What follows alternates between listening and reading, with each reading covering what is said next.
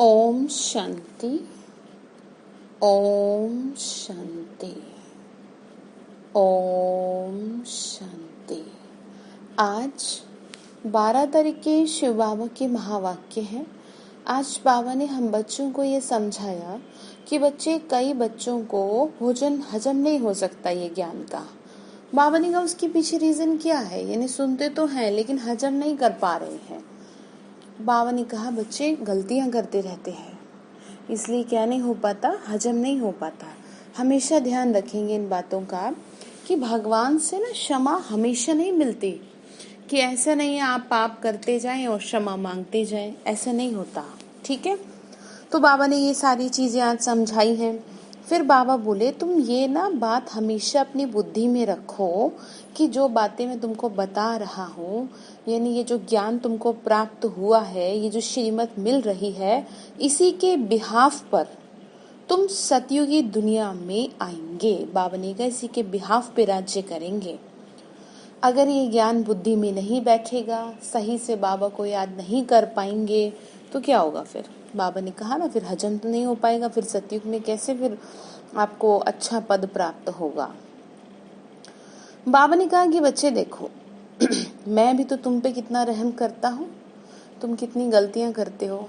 आज आप ना अपने दिल पे हाथ रख के देखना कि जैसे बच्चों को तो बड़ा टोक देते हैं, भाई तुम ये कर रहे हो, वो कर रहे हो, तुमने ये गलती करी।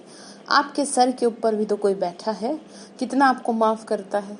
आप भले घर में कैसे भी दिखाएं, लेकिन आपकी हर बात तो शिव बाबा को पता है ना। तो इसीलिए बाबा कह रहे हैं कि जब मैं रहम करता हूँ तुम्हारे ऊपर, तो तुम भी रहम करो औरों के ऊपर। अब रहम का मतलब ये नहीं कि जाके किसी को कह दे हाँ चल मैंने तेरे पे रहम किया, नहीं। बाबा ने कहा जैसे गलतियां कर दे रहे हैं, है ना, फिर भी तुम उनके कल्याण की भावना रखो। ठीक है, तो चलिए शिव बाबा के महावाक्य सुन लेते हैं, क्या समझाना चाह रहे बाबा। प्रातः मुरली ओम शांति बाप दादा मधुबन। मीठे बच्चे, सदा यही स्मृति रहे कि हम श्रीमत पर अपनी राजधानी स्थापन कर रहे हैं। कौन सी राजधानी?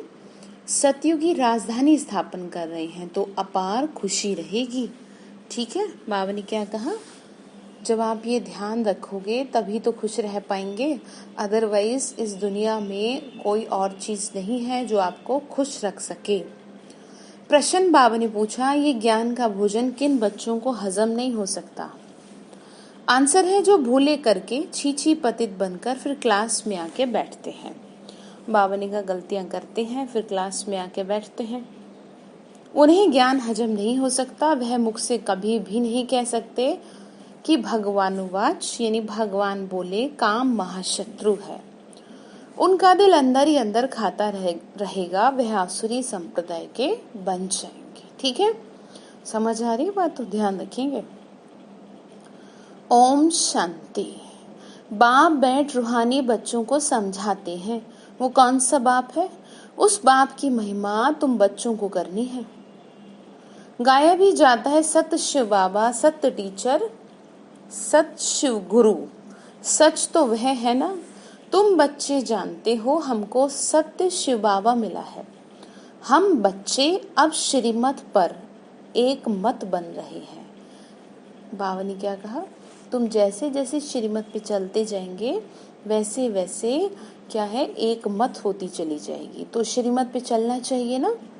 बाबा कहते हैं एक तो देहाभिमानी बनो और बाप को याद करो। जितना याद करेंगे उतना कल्याण करेंगे। जितना आप याद करेंगे उतना आप औरों के कल्याण के निमित्त बनेंगे। जैसे मैंने आपको कहा, आपसे कुछ नहीं होता घर में, मतलब आप का योग भी नहीं लगता या कुछ और भी आप नहीं कर पा रहे, तो आप क्या करिए, आप जैसे भी है ना भगवान को सौंप दीजिए स्वयं को, कि देखो ना तो मेरा योग लगता ना मेरे से होता, बट मैं जो हूँ, जैसी हूँ या जैसा हूँ, मैं हूँ आपका। इट मीन्स आप समर्पित कर दीजिए उसको, खुद को। तो क्या होगा फिर, आपको सही करना उसका काम है, आप करिए तो सही।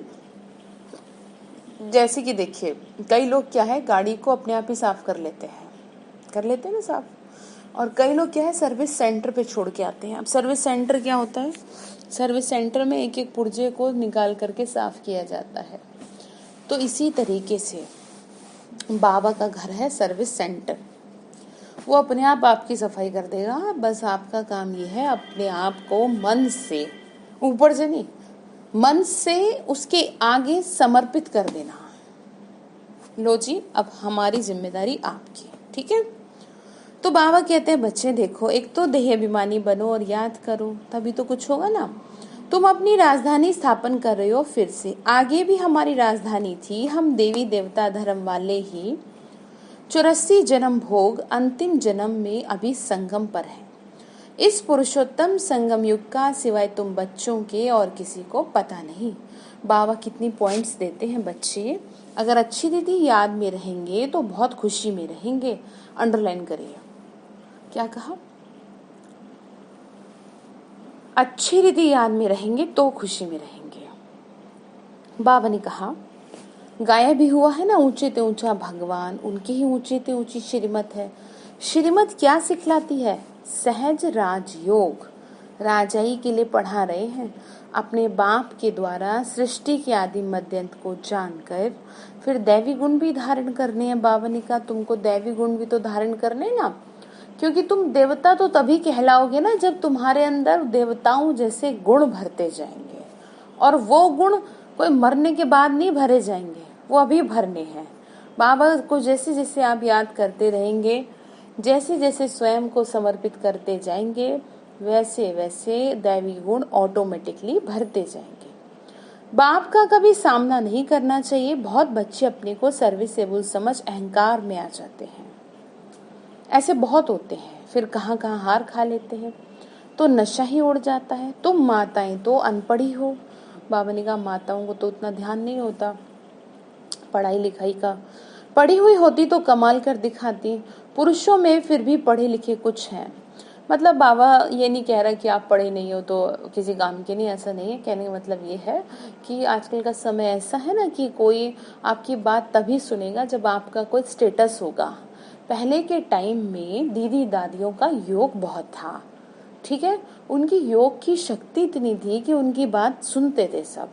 अभी क्या है, अभी एजुकेशन को प्रायोरिटी दे दी गई है, क्योंकि अगर आपको थोड़ा सा बड़े लेवल की सेवा करनी है तो सबसे पहले आप किसी पोजीशन पे होने चाहिए दुनिया को दिखाने के लिए। भगवान के लिए तो बाबा कई बार मुरली में कहते हैं ना, तुम अनपढ़ी हो तो तुम बेटर हो और उससे, क्योंकि तुम्हारा ज्यादा दिमाग नहीं चलेगा।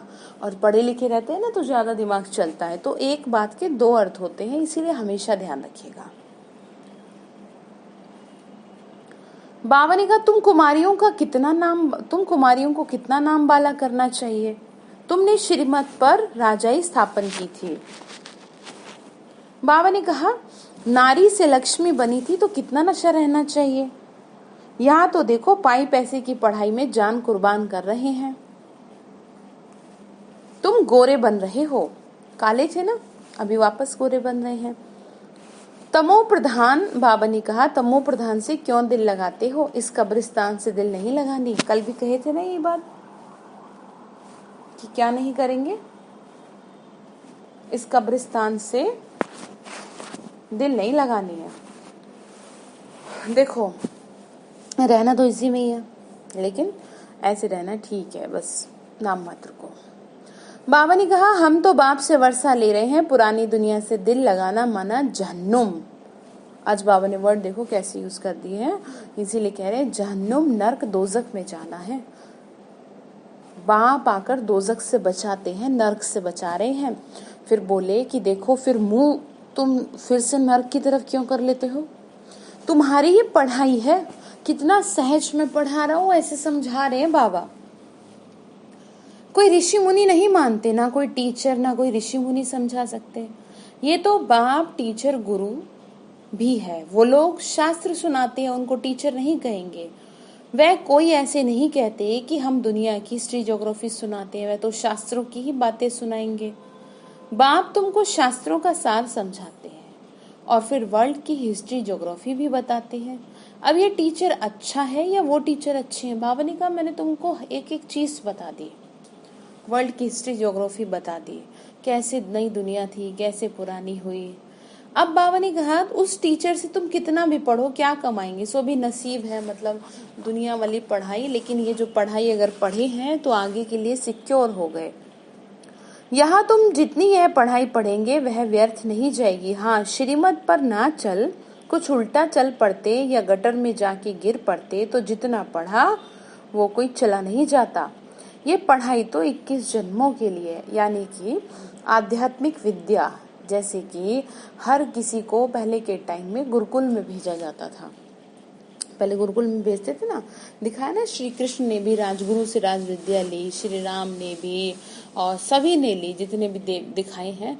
तो बाबा ने कहा वो कभी व्यर्थ नहीं जाती है, वो क्या है, मरने के बाद भी साथ जाती है। लेकिन ये जो पढ़ाई दुनिया में पढ़ रहे हैं, सोर्स ऑफ इनकम जो शरीर को चलाने के लिए चाहिए, बाबा ने कहा ये साथ नहीं जाएगी। संस्कार आत्मा ले जाएगी, ये हो सकता है, लेकिन साथ नहीं जाएगी, इसका कुछ मिलेगा नहीं आपको। ठीक है। बाबा कहते हैं फिर बच्चे देखो, श्रीमत पे नहीं चलते तो उल्टा काम कर लेते। ये पढ़ाई तो 21 जन्मों के लिए, परंतु गिरने से कल्प कल्पांतर का घाटा बहुत बहुत पड़ जाता है। बाबा कहते हैं बच्चे काला मुंह नहीं करो, ऐसे बहुत हैं जो काला मुंह करके छीछी बन के फिर आके बैठ जाते हैं। उनको कभी ये ज्ञान हजम नहीं होगा, बदहजमी हो जाएगी। जो सुनेगा वह, बाबा ने कहा जो सुनेगा वह बदहजमी हो जाएगी, यानी वो हजम नहीं हो पाएगा। फिर मुख से किसी को नहीं कह सकेंगे काम महाशत्रु है, उन पे जीत पानी है। खुद ही जीत नहीं पाते तो औरों को कैसे कहेंगे। अंदर में खाता रहेगा, उनको कहा जाता है आसुरी संप्रदाय। अमृत पीते पीते विष खा लेते हैं तो 100% गुणा काले बन जाते हैं, हड्डी हड्डी टूट जाती है। बाबा ने कहा किसी भी तरह से अगर आपके अंदर इम्प्योरिटी आ जाती है तो वो क्या है, आपकी हड्डी पसली टूट जाती है। बाबा ऐसे समझा रहे हैं। किसी भी कीमत पे अपने मन को खराब ना होने दे, और अगर वो हो रहा है बार बार तो भगवान के आगे बैठ जाएं और उनसे ऐसे बात करें, उनसे ऐसे बताएं कि देखो मेरे को ना मन में ऐसे से आ रहा है, खराब खराब आ रहा है, किसी के प्रति मन में गलत विचार आ रहे हैं या कुछ भी आ रहा है। वो तो माँ बाप है ना, पिता है, वो समझेगा कि बच्चे के साथ ये दिक्कत है, फिर वो कुछ ना कुछ करेगा, आपको ताकत देगा, पर कहो तो सही। ठीक है। फिर आगे बाबा ने कहा तुम माताओं का संगठन बहुत अच्छा होना चाहिए। एम ऑब्जेक्ट तो सामने है, तुम जानते हो इन लक्ष्मी नारायण के राज्य में एक देवी देवता धर्म था, एक राज्य, एक भाषा, 100% प्योरिटी, पीस, प्रॉस्पेरिटी थी। उस एक राज्य की ही बाप अभी स्थापना कर रहे हैं, ये है एम ऑब्जेक्ट। 100% पवित्रता, सुख, शांति, संपत्ति की स्थापना अभी हो रही है। बाबा ने क्या कहा, 100% अब होगा। बाबा बोले तुम दिखाते हो विनाश के बाद श्री कृष्ण आ रहा है, क्लियर लिख देना चाहिए। एक ही देवी देवताओं का राज्य, एक भाषा, पवित्रता, सुख, शांति फिर से स्थापन हो रही है। बाबा ने कहा क्लियर कट लिख दो कि अब वापस वो दुनिया आ रही है। और ये अब बाबा बोले ना, कल बोले क्या कि बच्चे अब ये दुनिया गई, अब इससे क्या दिल लगाने। गवर्नमेंट चाहती है स्वर्ग होता ही है सतयुग त्रेता में, परंतु मनुष्य अपने को नरकवासी समझते थोड़ी है। बाबा ने क्या कहा, मनुष्य नहीं समझते ना खुद को। तुम लिख सकते हो द्वापर कलयुग में सब नरकवासी हैं, अभी तुम संगम युगी हो, आगे तुम भी कलयुगी नरकवासी थे, अब तुम स्वर्गवासी बन गए हो। स्वर्गवासी का मतलब स्वर्ग में जाने की तैयारी करें। दुनिया में जो लोग स्वर्गवासी कहते हैं ना, वो स्वर्गवासी नहीं, वो तो दुनिया में लोग कहते हैं कि जी फलाना मरा तो स्वर्ग से धारा। तो मैंने आपको बता दिया है, कोई भी अगर इस समय शरीर छोड़ेगा तो सबसे पहली बात स्वर्ग तो यही है ना, नीचे ही होगा स्वर्ग, यानी भारत की भूमि पे ही स्वर्ग की स्थापना हो रही है, ऊपर में थोड़ी कोई स्वर्ग है। और अगर आपको मेरी बात समझ में नहीं आती तो आप शास्त्रों के हिसाब से भी देख सकते हैं कि जितने भी देवी देवताओं का जन्म दिखाया वो धरती पे दिखाया, आकाश पाताल में कोई जन्म नहीं दिखाया। तो इसी धरती पे तो वापस दुनिया आएगी ना, स्वर्ग। अब ये थोड़ी है कोई कि भाई कोई मर गया तो जी स्वर्ग गया, कहाँ जाएगा, कहीं नहीं जाएगा, आत्मा भटकती रहती है। इसीलिए कहती हूँ आपको मरने की तो सोचना भी मत। क्यों? क्योंकि अभी तो आप अपनी बात किसी से कह सकते हैं ना, और अगर कुछ आपने गलत किया या आत्महत्या कर लेते हैं लोग, या फिर किसी तरह एक्सीडेंट में उनकी डेथ हो जाती है यानी अकाल मृत्यु हो जाती है, तो शरीर नहीं मिल पाता, और शरीर ना मिलने की वजह से आत्मा बहुत दुखी हो जाती है। कुछ कहना चाहे किसी से नहीं कह पाएगी। अभी कम से कम आप अपनी बात कह तो सकते हैं। और जाएंगे कहाँ? रहेंगे तो इंसानों के बीच में ही ना। तो ये बात बहुत अच्छी तरह समझ लो। कई बार कईयों को घर परिवार से दुखी होते हैं तो सोचते हैं जी हम तो आत्महत्या कर ले। आत्महत्या करके और भी ज्यादा दुर्गति हो जाती है आत्मा की। ठीक है, इसीलिए ऐसा कभी स्वप्न में भी नहीं सोचना कि मैं मर जाऊं। आपको अब ये सोचना है कि नहीं बाबा मुझसे सेवा कराओ, मैं जीते जी अपने इन विकारों को जीतना चाहती हूँ या चाहता हूँ। कुछ तो आप अपना जीवन में पुण्य कर्म जमा कर लो। बाबा ये समझा रहे। बाबा ने कहा स्वर्ग होता है सतयुग में, लेकिन लोगों को समझ में नहीं आता कि वो नरक में है। बाबा बोले तुम लिख सकते हो, द्वापर कलयुग में सब नरकवासी हैं, अभी तुम संगम युगी हो, आगे तुम भी कलयुगी थे, अभी तुम स्वर्गवासी बन रहे हो, भारत को स्वर्ग बना रहे हैं श्रीमत पे, परंतु वह हिम्मत संगठन होना चाहिए। चक्कर पर जाते हैं ना तो यह लक्ष्मी नारायण का चित्र ले जाना पड़े, यानी कि सेवा के लिए जाते हैं, अच्छा है। इसमें लिख दो आदि सनातन देवी देवता धर्म सुख शांति का राज्य स्थापन हो रहा है त्रिमूर्ति शिव बाबा की श्रीमत पे। ऐसे ऐसे बड़े बड़े अक्षर में बड़े बड़े चित्र हों। छोटे बच्चे छोटे चित्र पसंद करते हैं। अरे चित्र तो जितना बड़ा हो उतना अच्छा है। बाबा ने कहा बड़े चित्र से ना अच्छा समझ में आता है। ये लक्ष्मी नारायण का चित्र तो बहुत अच्छा है, इसमें सिर्फ लिखना है। क्या लिखेंगे? एक ही सत्य त्रिमूर्ति शिव बाबा, शिव टीचर, सत्य त्रिमूर्ति शिव गुरु। त्रिमूर्ति अक्षर नहीं लिखेंगे तो समझेंगे परमात्मा तो निराकार है, वो टीचर कैसे हो सकता है? तो वो टीचर बन के पढ़ा रहा है ना, अभी ऐसे हो सकता है, ज्ञान दे रहा है। बाबा ने कहा उनको समझ नहीं है, ज्ञान तो नहीं है ऐसे कहते हैं ना, ऐसे वह टीच कैसे हो सकता है, ऐसे समझेंगे। लक्ष्मी नारायण का चित्र टीन की सीट पर बनाकर हर एक जगह पे रखना, ये स्थापना हो रही है। बाबा ने कहा नई दुनिया की स्थापना हो रही है तो लक्ष्मी नारायण का चित्र जरूर रखो।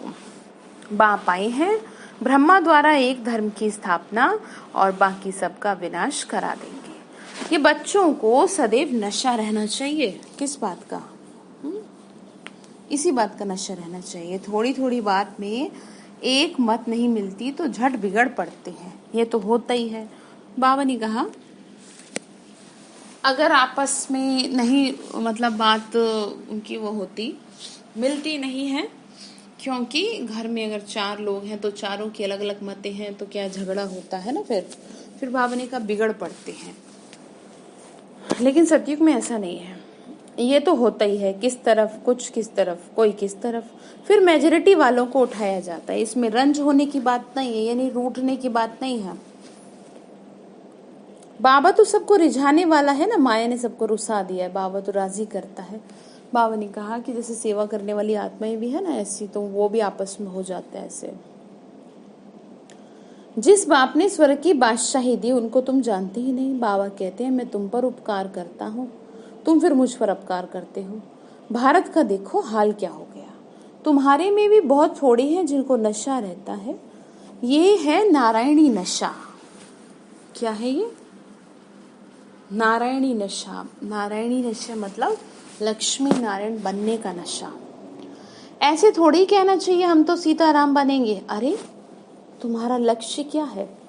नर से नारायण बनना।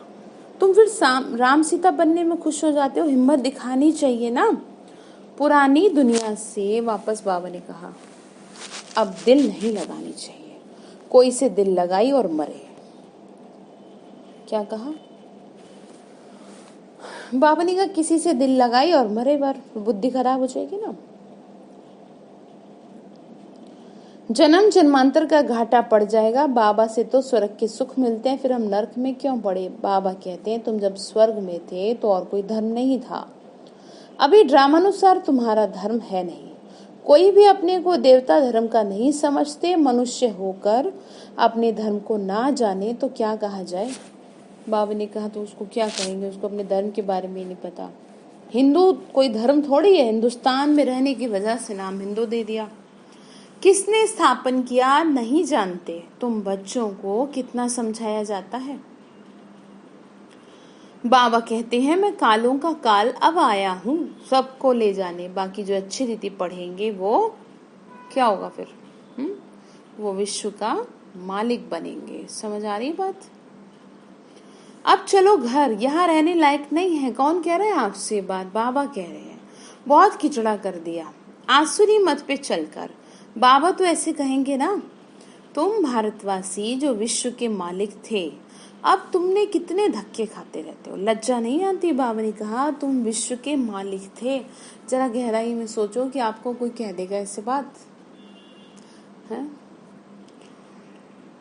तुम्हारे में कोई है जो अच्छी रीति समझते हैं नंबरवार। बहुत बच्चे तो नींद में रहते हैं। बाबा ने कहा बच्चे भी नींद में रहते हैं, यानी कि वो खुशी का पारा नहीं चढ़ता, बस ठीक है चल रहे हैं, ऐसे थोड़ी होता है। बाबा हमको फिर से राजधानी दे रहे हैं, कितना खुशी में रहना चाहिए। बाबा कहते हैं साधु आदि का भी मैं उद्धार करता हूँ, वो खुद न अपने को न दूसरे को मुक्ति दे सकते।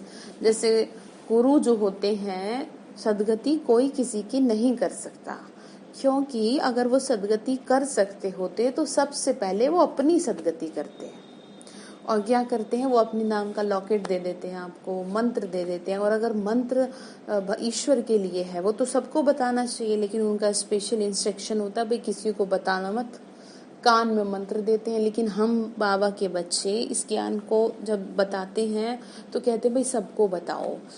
तो इसका मतलब क्या है, वो आपको अपने से जोड़ रहे हैं, हम आपको उस ईश्वर से जोड़ रहे हैं। ठीक है, यानी कि अगर वो कर सकते सदगति, अगर कुछ कर बता सकते तो वो अपने नाम का आपको इस तरह नहीं देते। और भगवान का मंत्र है तो भाई सबको देना चाहिए ना।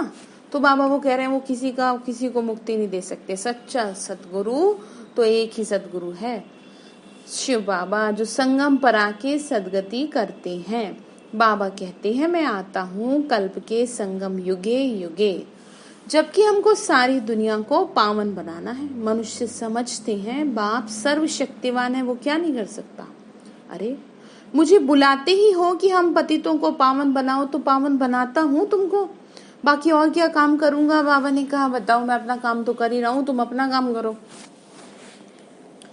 बाकी तो रिद्धि सिद्धि वाले बहुत है, मेरा काम है नर्क को स्वर्ग बनाना, वो तो 5000 वर्ष के बाद बनता है, ये तो तुम भी जानते हो ना। आदि सनातन देवी देवता धर्म, बाकी तो सब पीछे पीछे आए हैं। अरविंद घोष तो अभी आए तो भी देखो कितने उनके आश्रम बन गए। वहां कोई निर्विकारी बनने की बात थोड़ी है, वो तो समझते हैं गृहस्थ में रहते पवित्र कोई नहीं रह सकता। बाबा ने कहा, बाबा कहते हैं घर गृहस्थ में रह के, गृहस्थ व्यवहार में रहते एक जन्म सिर्फ पवित्र बनो। तुम जन्म जन्मांतर तो पतित रहे हो ना, अब थोड़ा सी समय को सफल कर लो। अब मैं आया हूँ तुमको पावन बनाने आया हूँ, या तो तुम मेरे कहने से बन जाओ, मेरी याद से बन जाओ, नहीं तो प्रकृति तुमको फिर बनाएगी, बनाना तो पड़ेगा ही। बाबा कह रहे हैं फिर प्रकृति के हिसाब से करेंगे ना तो फिर उतना मजा नहीं आएगा, यानी कि आपको उसका कुछ मिलेगा नहीं। जैसे कि कोई काम मजबूरी में करना और कोई काम खुशी से करना, दोनों में फर्क है ना। जैसे कि लोगों ने मजबूरी में कोविड की वजह से बाहर का खाना पीना छोड़ा, तो उससे उन्हें कुछ नहीं मिलेगा छोड़ने का, त्याग का, वो तो मजबूरी में छोड़ो ना। लेकिन खुशी से अगर शुद्ध और सात्विक भोजन को वो दिन प्रतिदिन स्वीकार करते तो उसका उनको मिलता। ठीक है, तो वही बात बाबा ने कही, सतयुग त्रेता में विकार होते नहीं, ये अंतिम जन्म बस पावन बनो। ठीक है, फिर आगे कहा ये लक्ष्मी नारायण का चित्र और सीढ़ी का चित्र बहुत अच्छा है। इसमें लिखा हुआ है सतयुग में एक धर्म एक राज्य था, समझाने की बड़ी युक्ति चाहिए, बूढ़ी माताओं को भी सिखलाकर तैयार करना चाहिए। बाबा क्या कह रहे हैं, बूढ़ी माताओं को भी सिखा के तैयार करना चाहिए।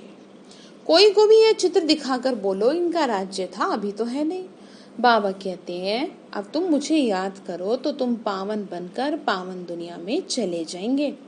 अब पावन दुनिया स्थापन हो रही है, कितना सहज है। बुढ़िया बैठकर प्रदर्शनी पर समझाएं तो नाम वाला हो। कृष्ण के चित्र में भी लिखत बहुत अच्छी है, बोलना चाहिए ये लिखत जरूर पढ़ो। इसको पढ़ने से तुमको नारायणी नशा अथवा विश्व के मालिक पने का नशा चढ़ेगा। जो चित्र है ना उसमें। फिर आगे बाबा ने कहा मैं कहता हूं तुमको, बाबा ने कहा मैं तुमको ऐसा लक्ष्मी नारायण बनाता हूं तो तुम भी औरों पर रहम दिल बनो ना, बनना चाहिए। जब अपना कल्याण तब दूसरे का कर सकेंगे। बुढ़ियाओं को ऐसा सिखाकर होशियार बनाओ। आज बाबा सेवा करने के लिए कह रहे हैं बूढ़ी माताओं की। जो प्रदर्शनी पर बाबा कहे कि 8-10 बुढ़ियाओं को भेजो तो झट आ जाए। बहुत सी बहनें माताएं करती भी हैं। जो करेगा सो पाएगा। सामने एम ऑब्जेक्ट देखकर ही खुशी होती है। लक्ष्य देखे ना पहले। हम ये शरीर छोड़ जाए विश्व का मालिक बनेंगे। जितना याद में रहेंगे उतना पाप कटेंगे। देखो लिफाफे पर छपा है 1 रिलीजन 1 डिटी 1 किंगडम 1 लैंग्वेज। वो जल्दी आएगा, यानी कि एक धर्म, एक भाषा, एक मत, राजनीति सत्ता एक के हाथ में, एक कुल, सब कुछ एक होगा। तो वो दुनिया वापस जल्दी आ रही है। तो आप उसके लिए हमारे साथ क्या कर सकते हैं, ज्वाइन हो सकते हैं। अच्छा, मीठे मीठे सिक्के लदे बच्चों प्रति माता पिता बाप दादा का याद प्यार और गुड मॉर्निंग। रूहानी बाप की रूहानी बच्चों को नमस्ते। हम रूहानी बच्चों की रूहानी माता पिता बाप दादा को नमस्ते नमस्ते। शिव बाबा नमस्ते। शुक्रिया बाबा, शुक्रिया बाबा, शुक्रिया। धारणा के लिए मुख्य सार है कभी भी आपस में व बाप से रूठना नहीं है। बाप रिझाने आए हैं, यानी राजी करने आए हैं, इसीलिए कभी भी रंज नहीं होना, नाराज नहीं होना होता है। बाप का सामना नहीं करना। बाप को भी आंख दिखाते हैं, ऐसे बहुत हैं। दूसरी पॉइंट है पुरानी दुनिया से पुरानी देह से दिल नहीं लगाना। सत्य बाप, सत्य टीचर और सतगुरु के साथ सच्चा रहना। सदा एक की श्रीमत पर चल, देही अभिमानी बनना। बाबा ने कहा एक बाबा की श्रीमत पे चल के शरीर के भान से ऊपर उठते जाओ। वरदान दिया शिव बाबा ने आदि रतन की स्मृति से। आदि रतन यानी क्या थे आप, क्या थे मतलब सतयुग त्रेता में। याद करो ना उन दिनों को। वो कह रहे हैं आदि रतन की स्मृति से अपने जीवन का मूल्य जानने वाले सदा समर्थ भव। बाबा ने कहा जैसे ब्रह्मा आदि देव है ना, ऐसे ब्रह्मा कुमार कुमारियां भी आदि रत्न हैं। आदि देव के बच्चे मास्टर आदि देव हैं। आदि रत्न समझने से ही अपने जीवन के मूल्य को जान सकेंगे, क्योंकि आदि रत्न अर्थात प्रभु के रत्न, ईश्वरीय रत्न। अंडरलाइन करें तो कितनी वैल्यू हो गई आपकी। इसीलिए सदा अपने को आदि देव के बच्चे, मास्टर आदि देव, आदि रत्न समझ के, यानी कि आप आत्माएं औरों जैसी नहीं हो, समझ के हर कार्य को करो तो समर्थ भव का वरदान मिल जाएगा। कुछ भी व्यर्थ नहीं जा सकता। तो स्लोगन है ज्ञानी तो आत्मा वह है जो धोखा खाने से पहले परख कर स्वयं को बचा ले। ज्ञानी तो आत्मा वह है जो धोखा खाने से पहले परख कर स्वयं को बचा ले। तो समझ आया क्या करेंगे, यानी कि आपको याद करना है मैं जो आत्मा हूँ ना, मैं इस धरा पे जो आई हूँ वो अवतरित हुई हूँ विश्व कल्याण के लिए। बाबा ने मेरे को कहा है तुम मेरे बच्चे हो, ईश्वरीय रतन हो, मेरे रतन हो। ठीक है। तो आज बाबा ने जो होमवर्क हम बच्चों को दिया है वो ये दिया कि बच्चे देखो तुम ना सारा दिन ये याद रखो कि तुम ये जो श्रीमत मैं तुमको दे रहा हूँ ना, इसी के बिहाफ पे तुम सतयुग की दुनिया में एंट्री ले पाएंगे। इसीलिए जो भी इंस्ट्रक्शन दिए गए हैं कोशिश करके उसको पूरा कीजिए। अच्छा, ओम शांति।